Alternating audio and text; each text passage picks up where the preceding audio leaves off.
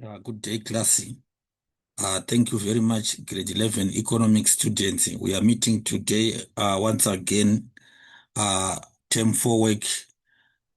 We just want to finish our chapter. We just want to finish our year. We just want to finish our semester in style. So without wasting any time today, we want to talk about globalization, which is one of the key chapters also, which are almost like oh, that makes sense and also need to be understood by every student. As you know, there is a question that comes from it, and also just understanding our economics and the interconnectedness of our globe. Yeah, I'm sure that you understand that we are operating in a one economy, one market, and as such, we need to understand how this is coming into practice, basically because of e-commerce and so forth. So globalization is the growing interdependence of the world's economies, the world's economies, cultures, and population. People in different countries are driven by increased cross-border flows of goods, services, technology, investment, people, and information. Uh, this concept, I want you to understand and put it into real practice that no country is an island.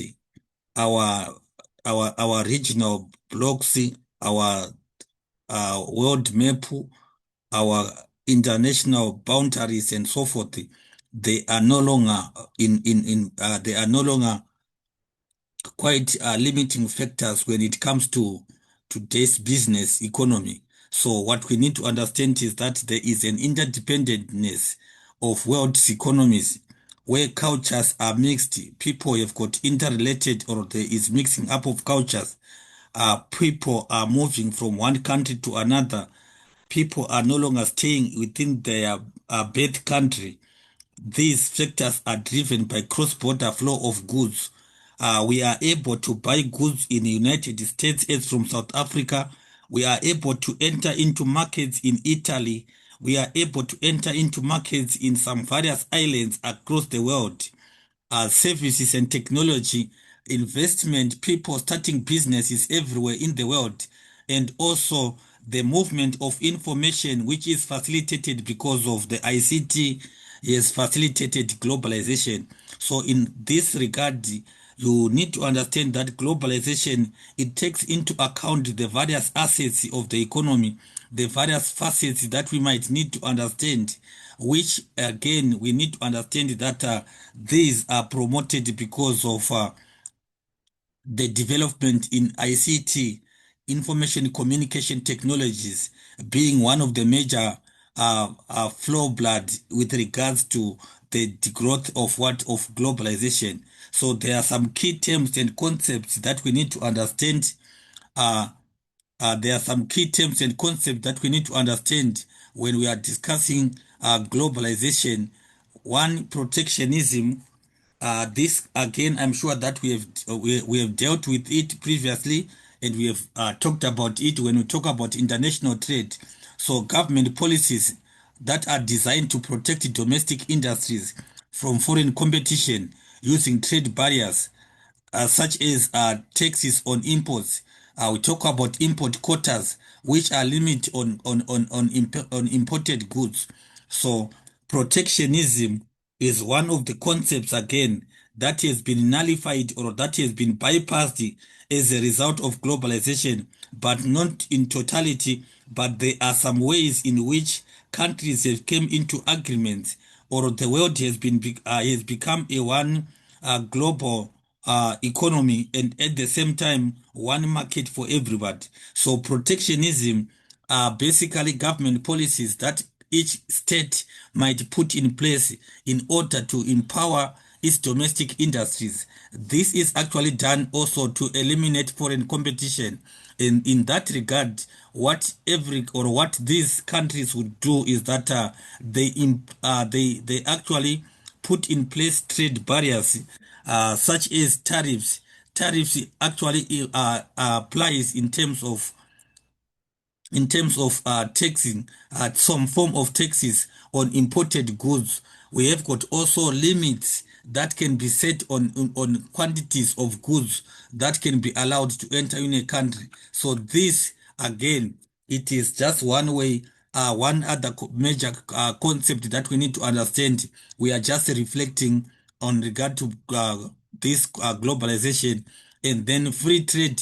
It is actually the opposite of what free trade is, basically the opposite of protectionism. So there is no government control, there is no limitations in terms of the movement of goods and services across the borders of the country. So goods and services are allowed to flow freely across borders with minimal government interference. So in other words, it does not mean to say that the country would say that people can come in with whatever they want, but we are saying there are some agreed terms and conditions which does not hinder the movement of goods and services, but it actually regulates that movement. So in other words, free trade, it is uh, a practice which is scientifically done in order to allow international trade, in order to allow globalization. And then government have got minimal influence, have got minimal control and interference that might affect or impact on terms of that kind of movement of goods and services. So now it is a direct opposite of what? Of protectionism. It is a direct opposite of protectionism if we look at what? At free trade. And then world economy refers to the interconnected global economic system where countries often specialize in producing goods and services which they've got a competitive advantage. Uh, in terms of the flourishing of commerce across the world, across the globe, it is because of the idea and the advantages that each country has in terms of its production, in terms of as a result of its geographical location.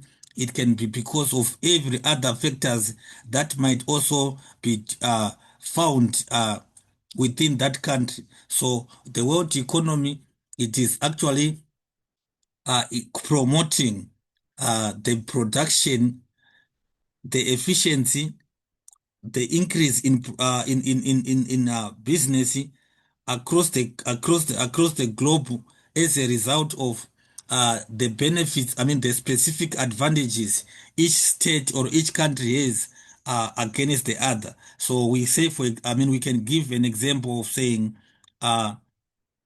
South Africa has got maybe extensive advantages, such as maybe in terms of the raw materials which are in to do with uh,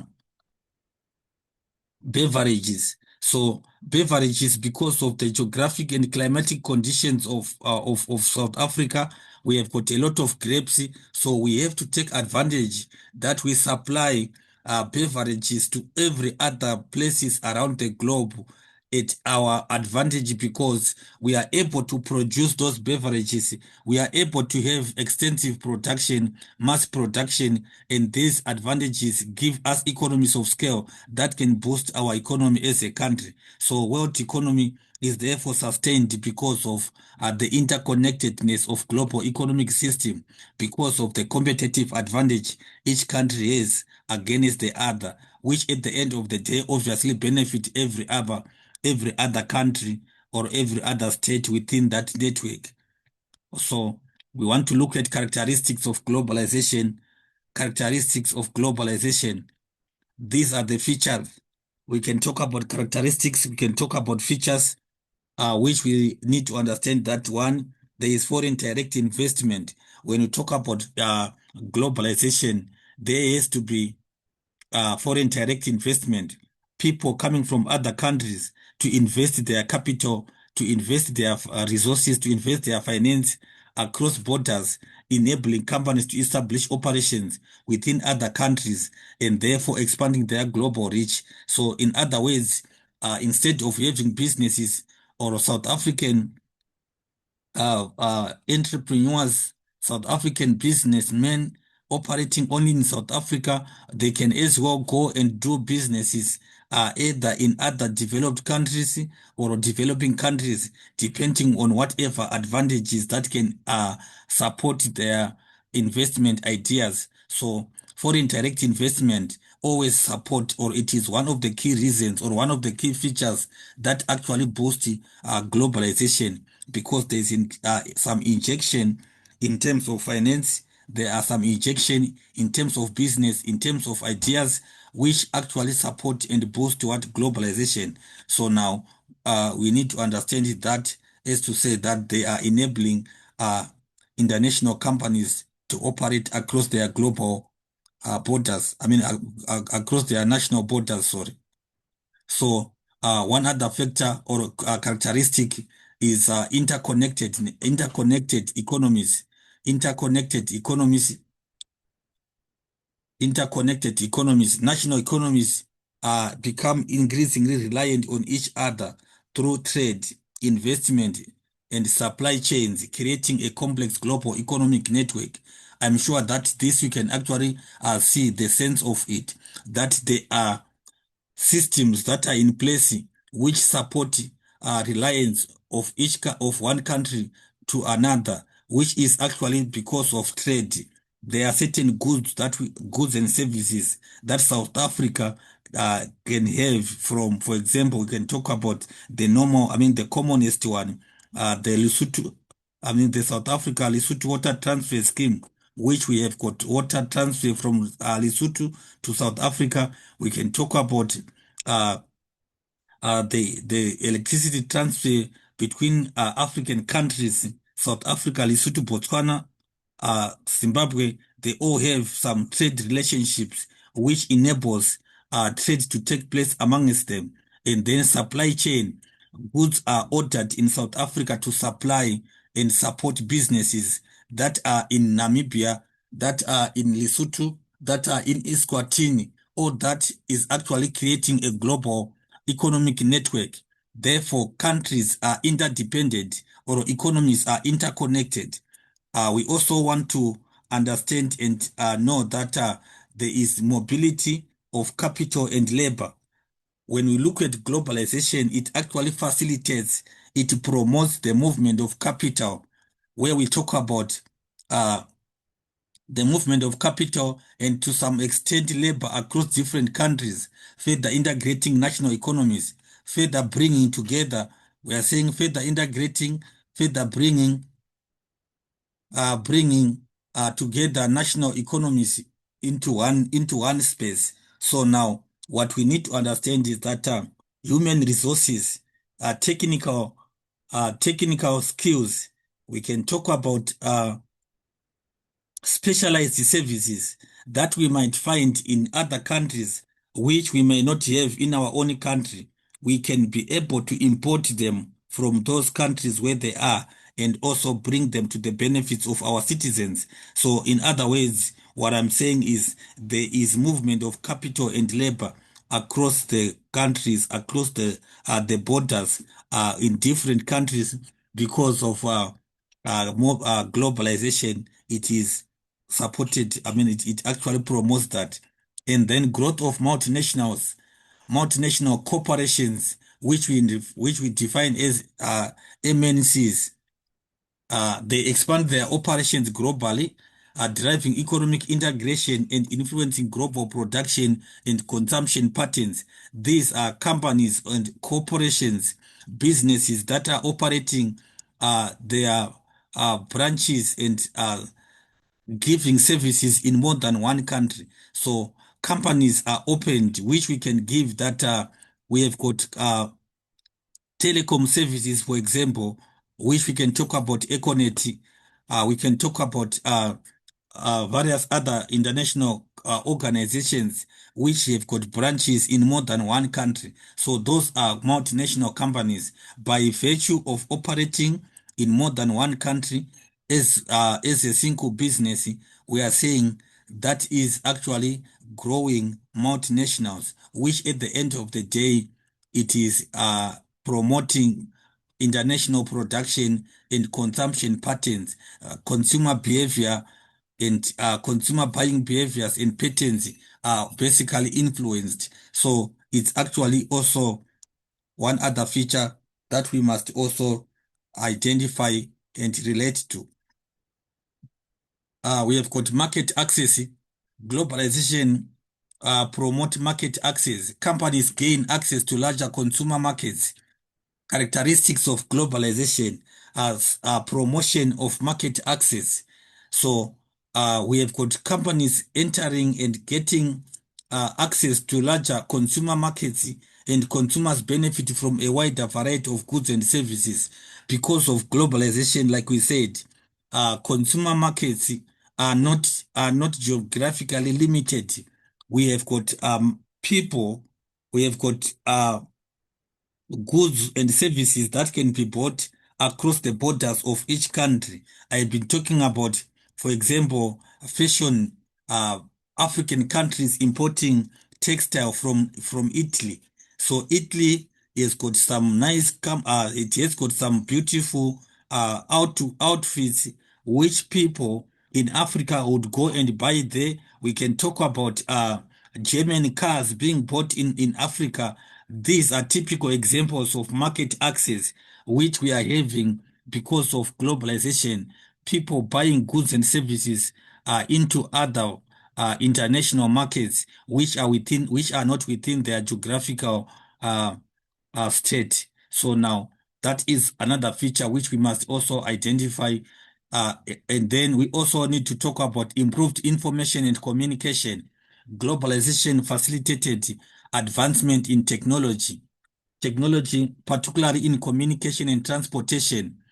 We are able to do uh, video conferencing. We are able to place orders into India. We are able to promote, I mean, to put orders and also have meetings and discuss business, official uh, orders and everything in other international countries and other international boundaries that we might think about.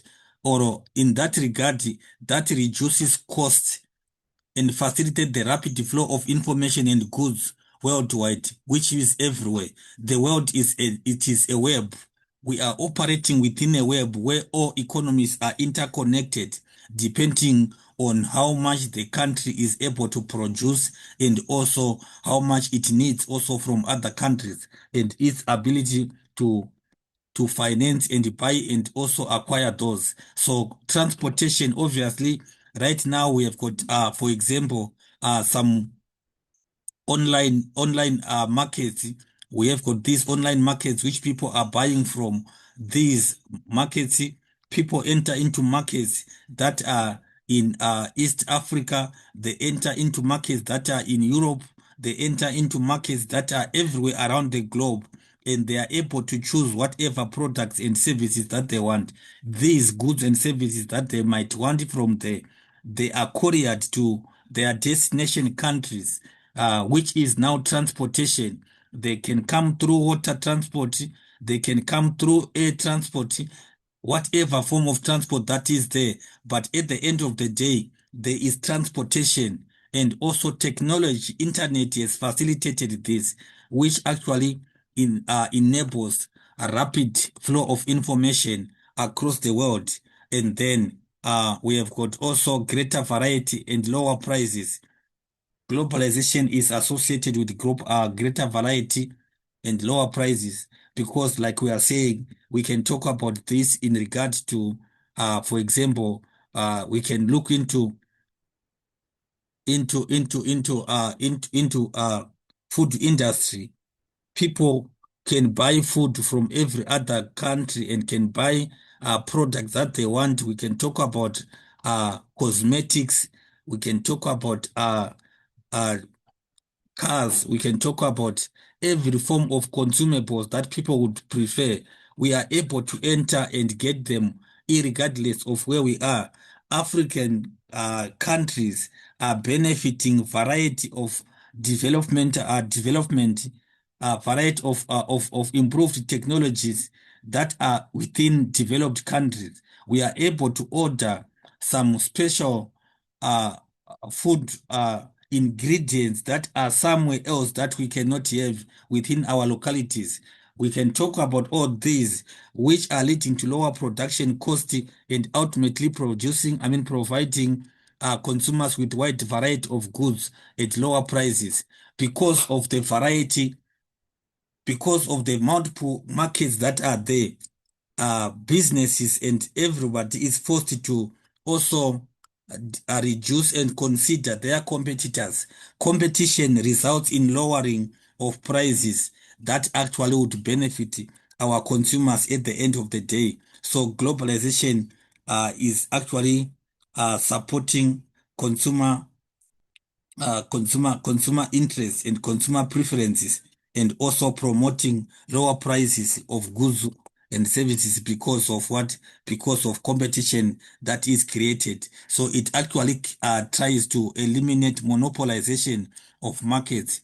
Markets can no longer be having the total rights and manipulative advantages against consumers because of the interconnectedness of the economies, and then increased efficiency and production. Globalization would always allow countries to specialize. The countries spend or they work on what they can do best.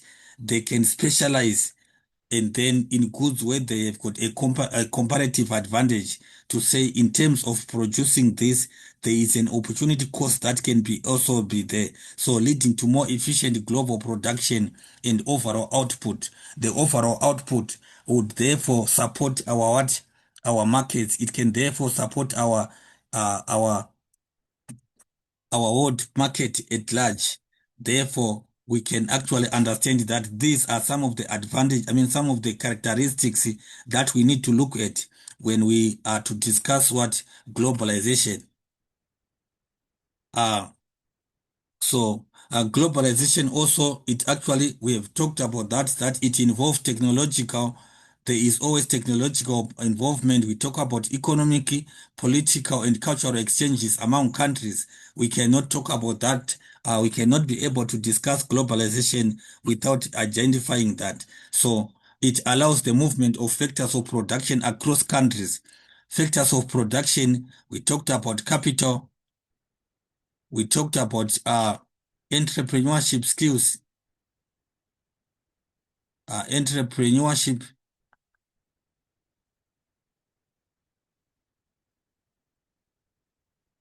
skills. We can talk about labor. We are saying these are factors of production that can be actually moved across countries, which also affect how firms can set up businesses in every other country which it wants to go. So capital money is now easily moved. We can be able to transfer money from one country to another without having the hassles that used to be there before. We have got plastic money.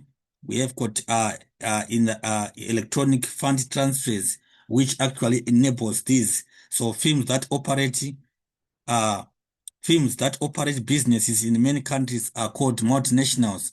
We talked about multinational enterprises that I've given examples such as Coca-Cola. We have got Toyota and many other examples that we can give. And then when foreign firms set up businesses in a country, it is termed foreign direct investment that we have talked about, that to say that it is caused what? It is called foreign direct investment. So multinationals directly invest in a country by producing goods. That country they produce goods in that country, and therefore employing the local people where the business has been established. So we are saying multinational companies always, they do inject capital within the economy which they are going in, and also they do produce goods which at the end of the day increases the livelihoods and the standards of living of people within the country which they are operating in. So we want to look at some causes of globalization This is a possible essay which we can also need to take note of, to say that this is a possible essay which can also come in an exam to say explain or discuss globalization. Therefore, we need to look at causes. For example, some of the factors that cause globalization are: one, we talk about trade liberalization or removal of trade restrictions. Trade restrictions, which we talked about, as to say that we talked about free trade. Free trade, free trade actually we are saying that there are no trade barriers. So removal of trade barriers has increased the amount of trade among countries. Countries are into bilateral relations. Countries are into trading blocks or regional blocks, which actually support the concept and the idea of globalization that we are referring to. This is unlike in the past when countries we're using a protectionism strategy to benefit local firms. So protectionism, I already defined it in the beginning there that there are trade restrictions and hindrances that are put in place by a certain country, by a certain country's government in order to benefit local firms. But in this case of globalization, we are saying it is supported, it has been caused because of removal of trade barriers. And then because of trade agreements among countries, taxes on imports are greatly reduced. Taxes on imports, we say that imports can actually deter and reduce what they can sometimes avoid and affect uh, business. But if taxes on imports are reduced, obviously we are talking about an encouragement of international trade, which we can as well define as what, as globalization. So also another factor that has supported the development of globalization is improvement in transportation. Improvement in transportation, uh, you know that the building of large cargo ships which are carrying loads of goods has resulted in a decrease in the cost of transport internationally. So cargo ships are able to move or to transport large goods or large loads of goods across countries. Therefore, firms can produce more and sell more across the world. Firms can be able to produce and sell more across the firms. And then also different and faster modes of transport are available, which we can identify as we can talk about aeroplanes, we can talk about trains, we can talk about road transport. All these are also factors or of improvements in transport, which also all contribute to growth of international trade. So trade has been facilitated because international trade has been promoted because of the development and improvement in transportation, which we identify that cargo ships, uh, the large cargo ships decreases, that also decreases the cost of transportation internationally because people and entrepreneurs are able to stock across borders and so forth. And then improved communication system, improved communication system, also improvement in communication, which is because of our internet and mobile communication technology have made it easier for communication around the world. We are able to talk to people everywhere around the world because of the advent or the also voice over internet protocol calls. People can call over the internet. We have got such facilities which also have enabled the connectedness of a world economy. So people can have virtual meetings which can be also online even when they are in different countries, which actually makes production and exchange of goods and services across the world easier. It makes the production of goods and services and exchange of them across the world so easy, so easier because we are saying every discussion can be done within a short space of time without the need of traveling. Hence, it supports what globalization. So it is one of the concepts that also came into this, that also support this. And then technological improvement in technological improvements made it possible to create different machines that produce goods, good quality products. Quality of product has varied, which also has affected the consumer preferences. So technological improvement actually created the space and gap that would also uh, push people to desire and enter into other international spaces which they were not intended to do. So therefore, that can also be a good and very relevant idea. Uh, the quality of goods, the quality of products have improved and also supported globalization. Mass production is also made it is also made is also possible because of these automated production processes. So we are seeing an improvement in production systems, which resulted in heavy or massive production because of automated production processes actually makes uh, uh, exportation of goods possible. Exportation of goods can be also be has also been facilitated because of automation, because of an increase in production space, capacities. So main manufacturers are using capital intensive production, which produce standardized products and therefore more effective capital intensive production, which we are saying at the end of the day, that is also promoting and supporting globalization. Uh, we have also capital liberalization, which actually firms and individuals are free to move money from one country to another.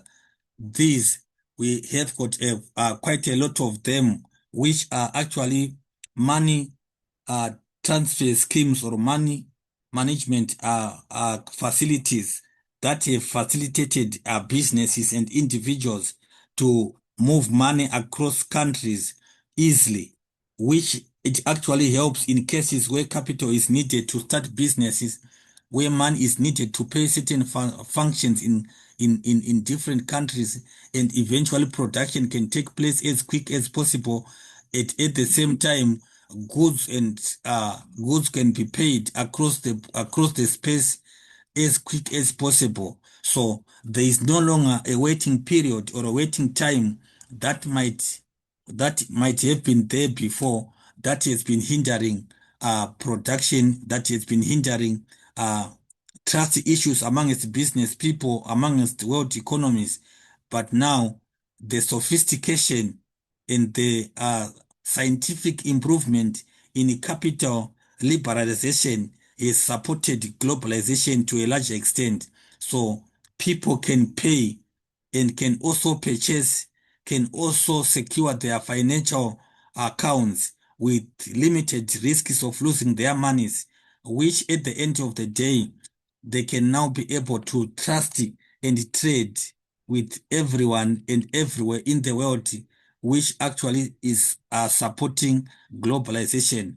And then promotion of free trade, which I have already mentioned there again in the beginning, that such organization, we have organizations such as World Trade Organization that encourages globalization by promoting free trade, which actually means that the World Trade Organization aims to have all trade barriers between countries removed. So the trade barriers are therefore restrictions that are being taken off.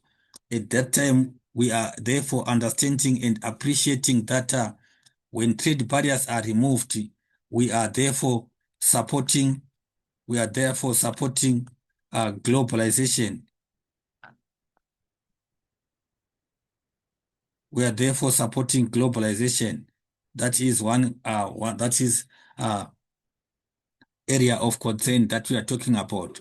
World Trade Organization is supporting and a watchdog towards how business is happening or how businesses are taking place across countries in regard to the fairness of trade in regard to the standardization that are put in place in terms of every other nitty-gritties that might arise in regard to how business operates across countries. So, World Trade Organization aims to promote international and global businesses or globalization. We want to look at consequences of globalization. We want to look at consequences of globalization, which we are saying that globalization actually has got positive and negative effects. It has got both positive and negative effects, which we are just going to look at, and we just want to discuss them as quick as possible. So, one, the positive consequences, we are looking at the positive effects of globalization.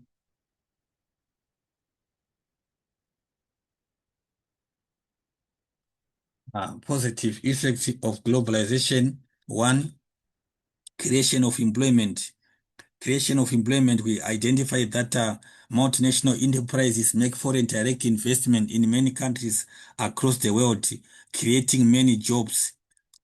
Employ these various local people to produce the goods and services which they are actually existing to serve. So now local workers acquire new skills, which is also an added advantage, transfer of skills, and they are employed to produce new kinds of products, which we are talking about as an advantage with regards to the positive effect of globalization. So employment creation also, as we look at it, we can also not forget to talk about improvement in standards of living, improvement in standards of living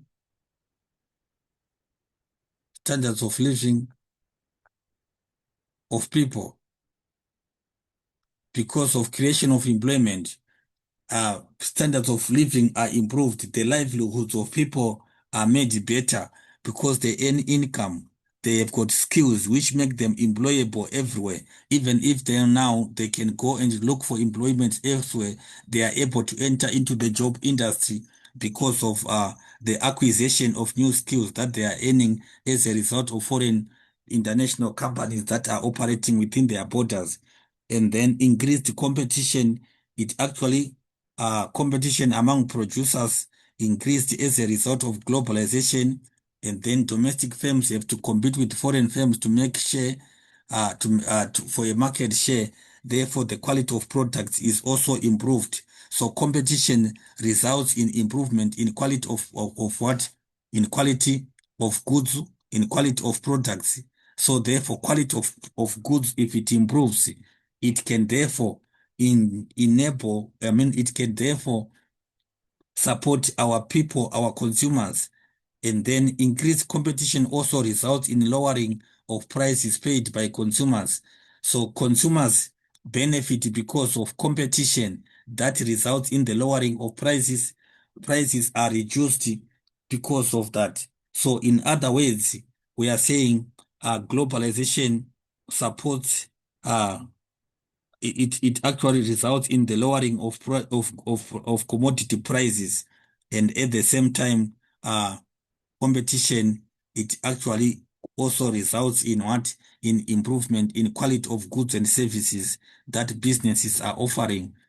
Increased economic growth, increased economic growth as producers sell their products internationally. They have to produce more goods and services. So improve international market is another form. We are saying businesses are entering into other markets that they have not been in. So this means international trade leads to increase in production capacities of countries. So if production capacities increases, we are therefore going to have we are also going to have economic growth measured by increase in real gross domestic product. Our GDP improve in our GDP increases.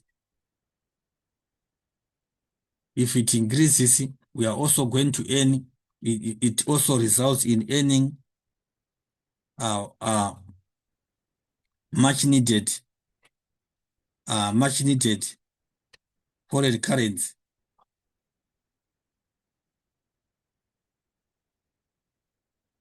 Much needed foreign currency is earned in there. We talk about that in regard to advantages, consequences of globalization. What are the merits? What are the basic benefits of globalization? The positive advantages, the positive effects of globalization also results in sharing of ideas, countries around the world sharing ideas, experiences, and lifestyle. This because businesses are operating in one economy, in one market. Globalization, it enables international relationships where individual businesses and even countries, they also present and share various experiences and lifestyles, which we can say that people can access products that include foods. They are able to access products such as food too, that were previously not available in their own countries. So what we are saying is that there is a large pool of products that is made available to what to our consumers because of globalization. Globalization, it actually benefits because ideas are transferred, experiences are shared, lifestyles are also shared across the globe, which at the end of the day, all these are beneficial or they are most important advantages which we cannot override. And then we want to look at also negative consequences of globalization, which we can say the negative, we say these are also going to be defined as limitations of globalization.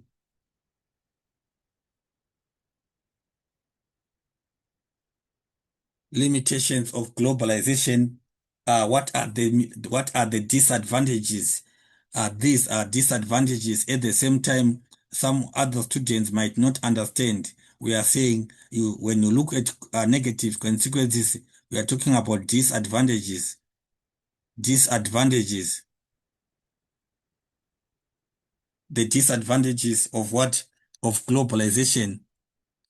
So one, environmental degradation or environmental damage. Environmental damage is one of the main problems that we can talk about. Mass production of goods that takes place due to globalization results in environmental damage increasing rapidly. More and more natural resources have to be used at a faster rate due to mass production. So now there is extensive exploitation of the natural environment. This we have to do with the issue of pollution, which has to do with dumping of waste, dumping of waste. We can talk about disposal methods sometimes are also not favorable to the environment. Disposal methods of waste. So pollution of air, we can talk about water, land increases very fast. Air pollution leads to global warming and climate change, which we are saying all these are damaging the environment. Global warming, it results to what? Extensive temperature increases. These extensive temperature increases, the temperature increases results in various health related problems. It affects our people.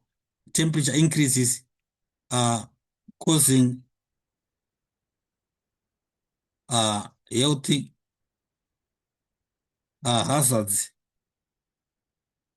and diseases that we can talk about, we cannot finish to discuss right now. There are quite a lot of cancerous diseases. There are a lot of respiratory diseases that we have also, which are caused because of this. So we also need to look at a lot of cultural diversity, which is also another point that we can talk about. Lots of cultural diversity. People in different countries are exposed to different cultures through goods and services sold internationally.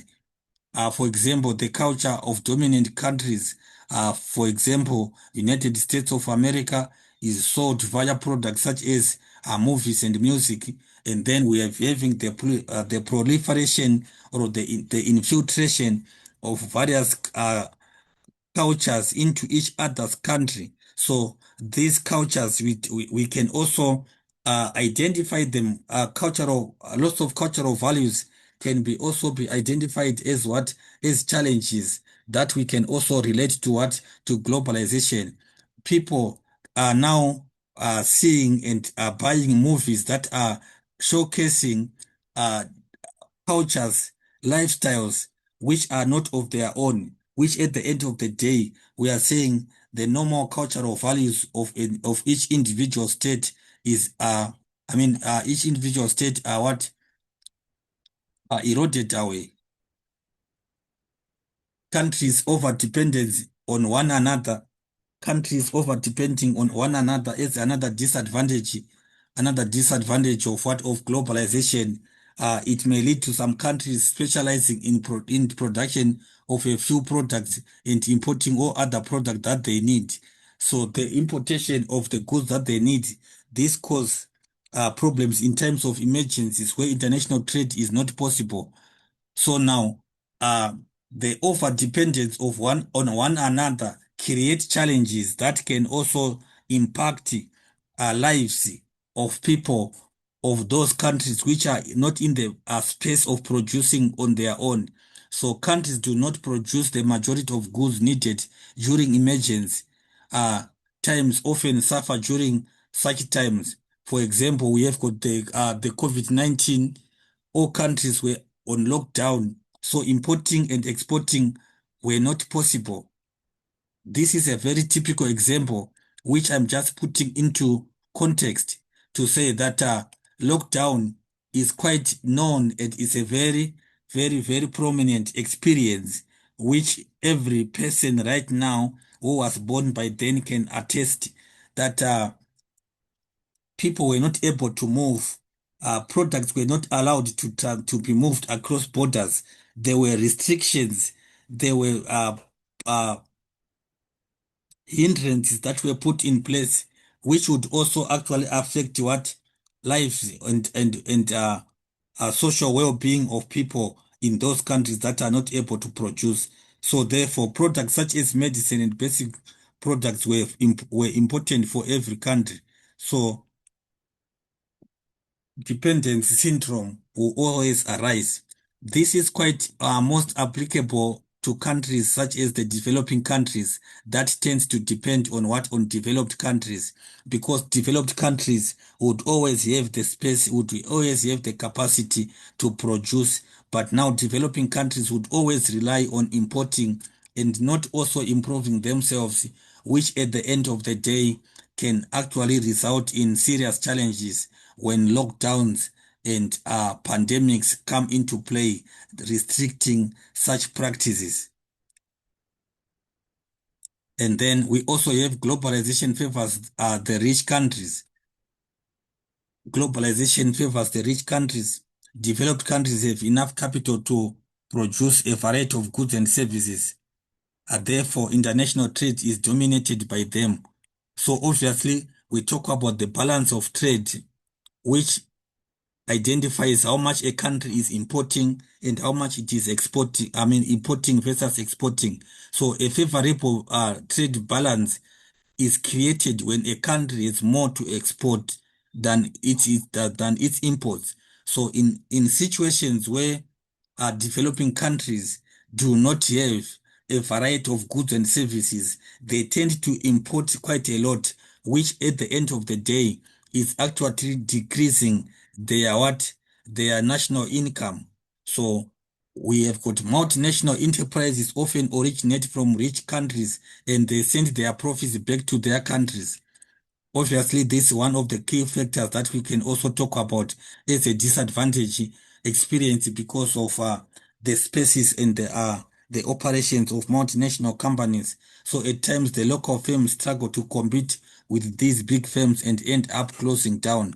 So them closing down, it actually disadvantages what it actually disadvantages the developing country because industrial capacity is minimized and we are not having the growth and nurturing of local firms. And then multinational enterprises often move their production factories to countries where workers are paid very low wages. For example, South Asia region, the wages paid are too low to give such workers decent lives. Therefore, globalization can lead to workers' exploitation in developing countries. Exploitation of workers in developing country is also some of the problems which can also be which we can also criticize in uh, with regards to globalization. So workers sometimes would live below the poverty line. They are not enjoying the extensive advantages of their of their work, of their effort. And then increased inequality is also another negative effect of globalization. Increased inequality. The gap between the developed and developing countries has increased due to globalization. Wide opening of the gap, the differences,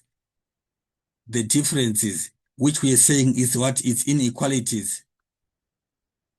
Inequalities that we can see, the inequalities.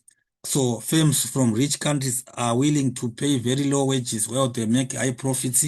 These profits improve the standards of living in these developed countries, which is more or less similar to the previous point that we have just discussed right now. So what we want to understand is that inequalities further it further increases, and then we also talk about the increase in the continuous improvement in standards of living of lives of people in developed countries.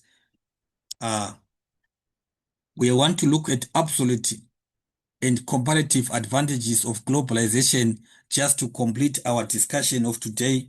The absolute and comparative advantages of globalization. Absolute and comparative advantages. Advantage is basically an economic concept that helps companies and nations decide how to best use their resources in producing goods for trade internationally. So there is always a decision-making option involved with regards to the limited resources which countries have. So now the countries would have to choose the best way of of using or utilizing their resources. So now absolute advantage is the ability to manufacture. When you look at absolute advantage, it is the ability to manufacture a product at a higher quality and faster rate for a greater profit than competing businesses or countries, whereas or competing countries or businesses. So when we look at this, what we need to understand is that absolute advantage businesses or countries are looking at their ability to manufacture a product that is of high quality and also at a faster rate and giving them a better profit than their competing businesses or countries. So if that can be achieved, a country has got an absolute advantage. So it can actually benefit that country because the country has got what it incurs less expenses and then benefit a lot. So comparative advantage, on the other hand, considers the capability of a company or a nation to produce a product more efficiently or more cheaply than others. More efficiently and more cheaply than others. Comparative advantage. Comparative, it is derived from competition, comparison. So when we compare, we are looking at various options that are there. So the comparative advantage, it has to be the ability or the capability of a company or nation producing a certain product which is more efficiently and also more cheaply than others. So now that is what we mean by what? By comparative advantage. And then uh we want to quickly look at this, and then the ability of a company or a nation to produce goods more efficiently than its competitors is the basis for absolute advantage. We said more efficiently, more efficiently, uh, and produce what more good, produce goods, which is at the basis of that, and then absolute advantage can be achieved by exploiting lower labor cost I guess this we can relate it to where we talked about the multinational companies, that the multinational companies can be established in countries where the businesses are seeing the advantages, such as the labor cost and then access to supply of resources. It also results in what? In absolute advantage and large pool of available capital also support the idea of absolute advantage. So we have got an example here that Japan and Italy are in a, we look at Japan and Italy intending to produce automobiles. They want to produce automobiles. If Italy can manufacture higher quality sports cars and make greater profit than the competition, they are able to make better profits than the competition. So what we are saying is that Italy would have an absolute advantage in the market for sports cars. The sports cars will be benefiting Italy. Rather than competing in that segment, Japan might devote its resources to electric cars. So it is a matter of what? Of market sharing that we are looking at, to say a country identifies what it can do best and making greater profit. So because greater and greater profits are available to Italy because it is producing the best and most loved sports car. So it rather produces that. Therefore, uh, what we are saying is that rather than competing in that segment, Japan also would devote its resources to electric cars or SUVs or another industry, which is a niche. Another niche is a small market that it can look at.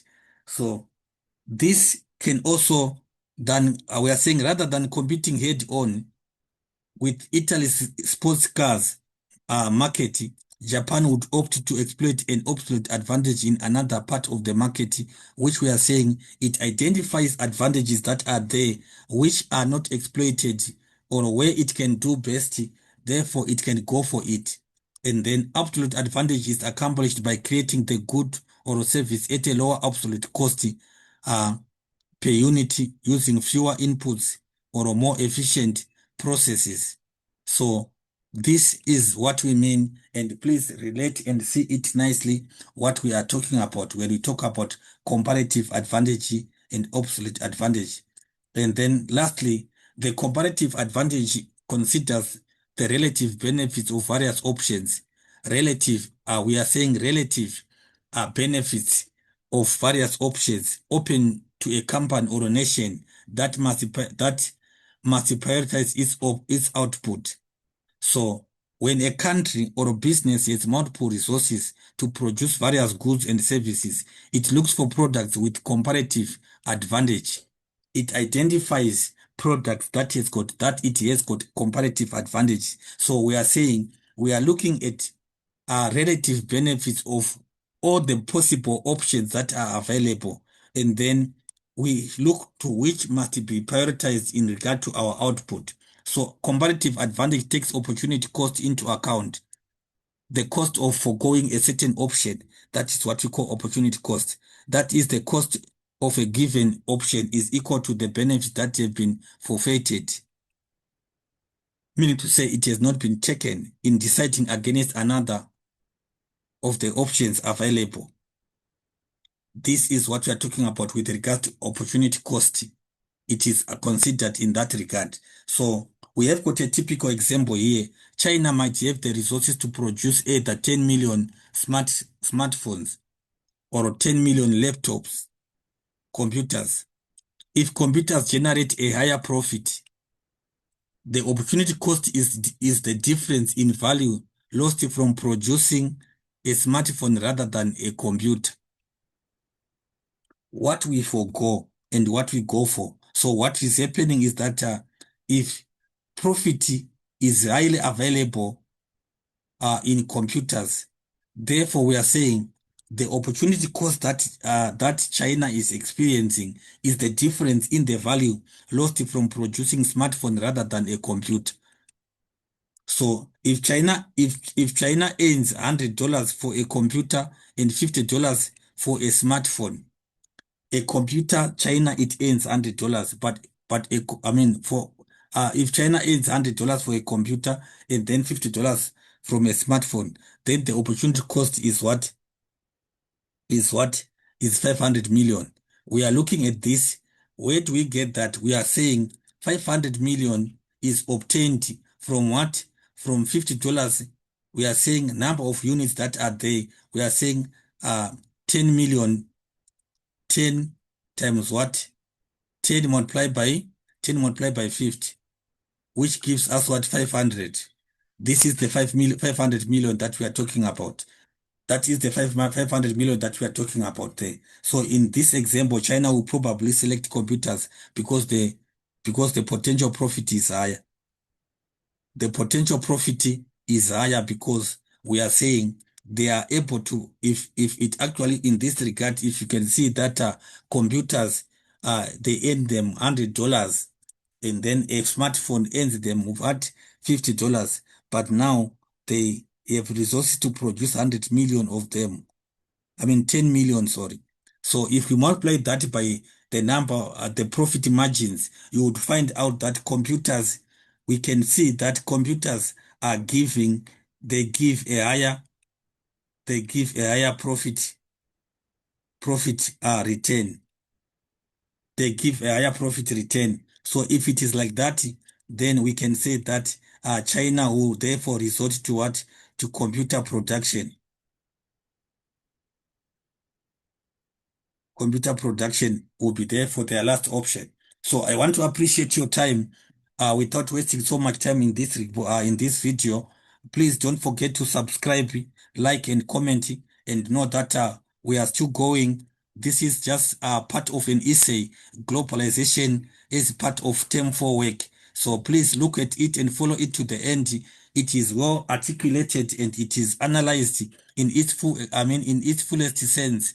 What is globalization, advantages, factors promoting it, and also the limitations, and also the comparative and obsolete advantages of what? Of the whole concept. So thank you very much for your time. Let's just meet again in the next presentation, which we are going to look at the North and South divide. Look forward to it. Don't forget to like and subscribe the channel so therefore we can keep connected. Just look forward to the next upcoming video. Share to friends, share to classmates, share to families. Together we can do this. I say that Metric Hub is there for you. Don't forget to like and comment and also turn on your notification button.